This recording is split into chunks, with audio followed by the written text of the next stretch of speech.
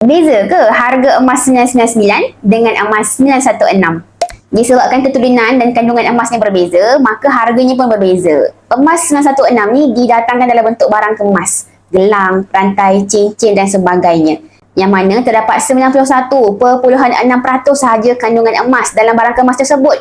Selebihnya dicampur dengan logam lain supaya barang kemas tu jadi tahan lasak, boleh pakai setiap hari. Berbeza dengan emas 999.9 yang mana didatangkan dalam bentuk gold bar dan dinar. Emas tulen yang mana sangat sesuai untuk dijadikan simpanan dan pelaburan jangka masa panjang. Walaupun harga emas 999 ni lagi tinggi, tapi selepas campur dengan kos pembuatan, kos upah, harga per gramnya jauh lebih rendah daripada barang kemas 916. Sebab barang kemas 916 ni, kos upah tukangnya sangat tinggi. Jadi selepas faham tentang ilmu emas ni, kita boleh buat pilihan yang jauh lebih bijak. Kalau nak beli emas untuk pakai, boleh beli emas 916. Sementara kalau nak beli emas untuk tujuan simpanan jangka masa panjang, emas gold bar dinar berketurunan 999.9 jauh lebih baik. Nak lebih banyak lagi ilmu tentang simpanan emas, boleh follow saya, Syahidah Pujaman.